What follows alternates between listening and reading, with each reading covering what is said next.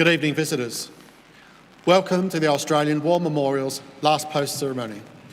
My name is Craig Burrell, and joining us today from the Royal Australian Navy is Chief Petty Officer Michael Baruch.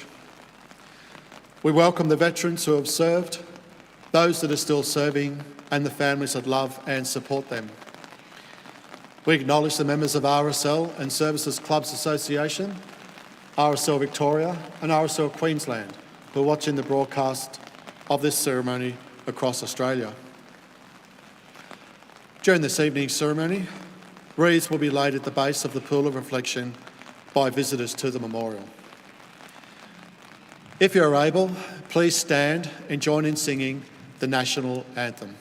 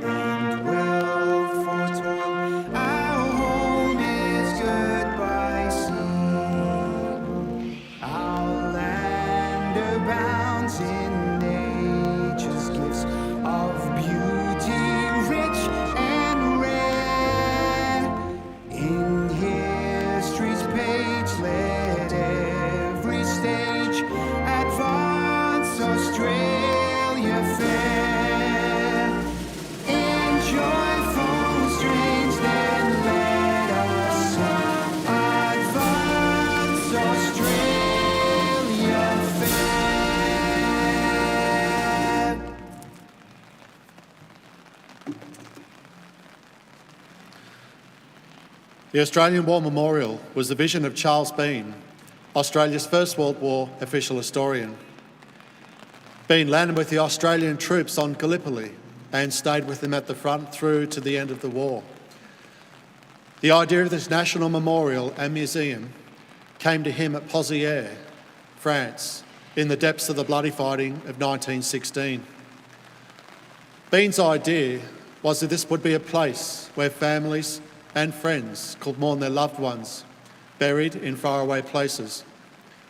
It would also be a place that could help all Australians understand what these men and women had endured and what they had done for us.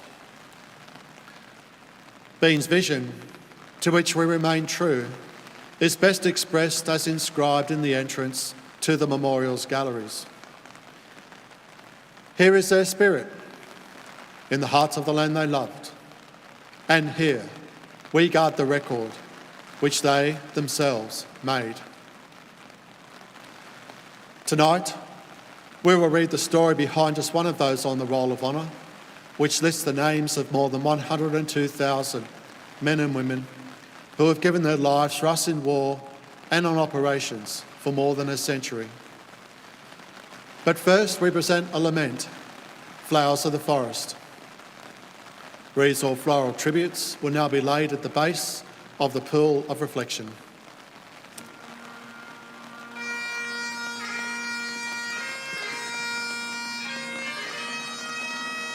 Today,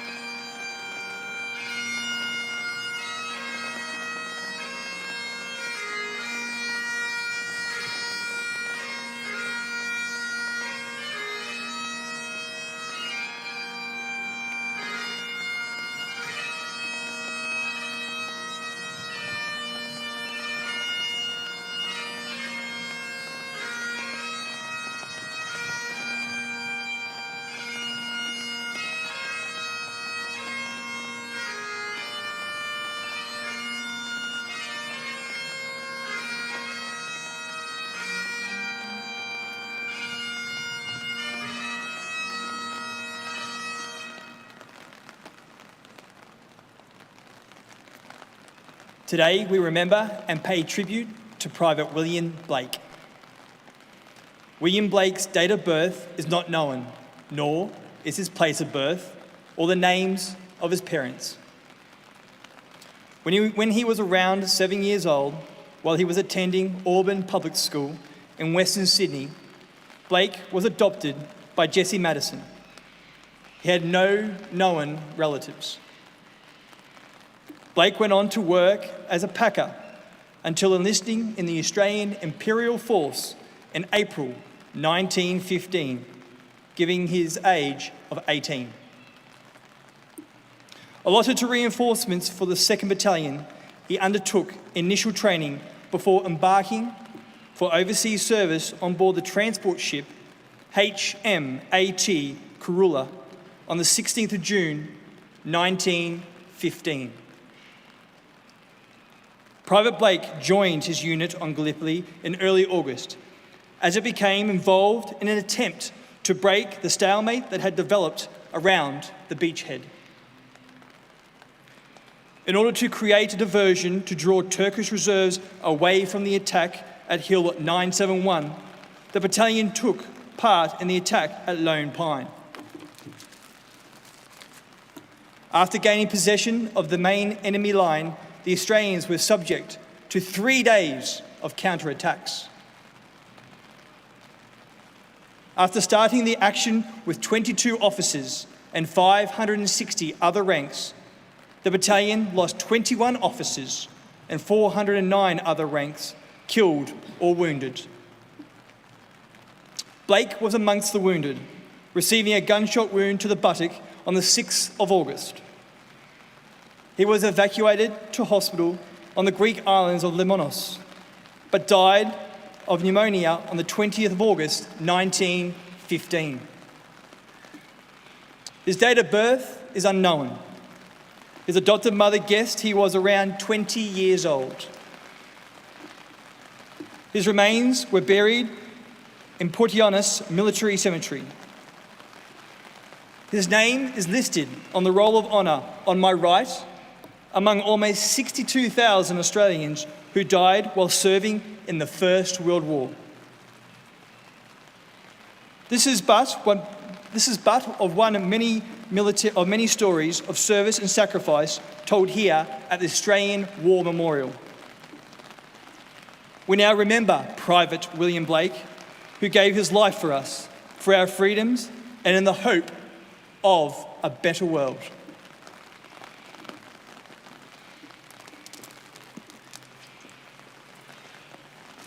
Please stand for the ode and the sounding of the last post.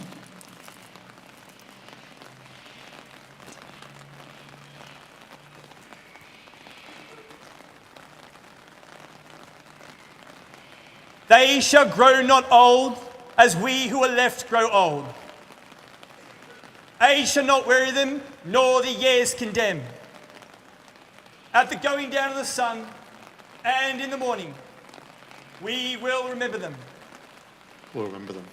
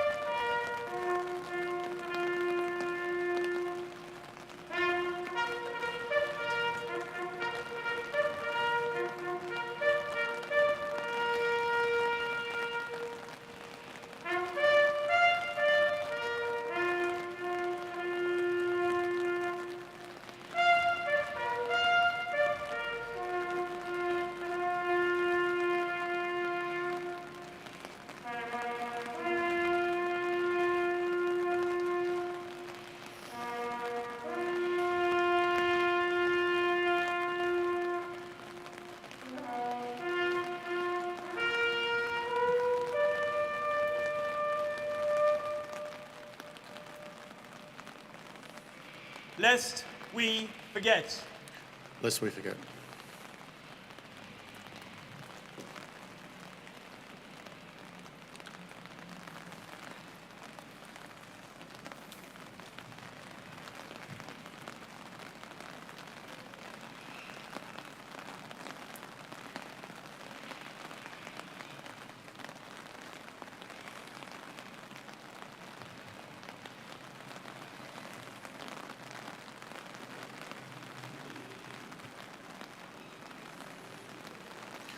We leave you this evening with the words of the memorial's founder, Charles Bean. Many a man lying out there at Pozieres or in the low scrub at Gallipoli with his poor, tired senses barely working through the fever of his brain has thought in his last moments, well, it's over. But in Australia, they will be proud of this. Ladies and gentlemen, that concludes the last post ceremony. We thank you for visiting the Australian War Memorial and we wish you all a very good evening.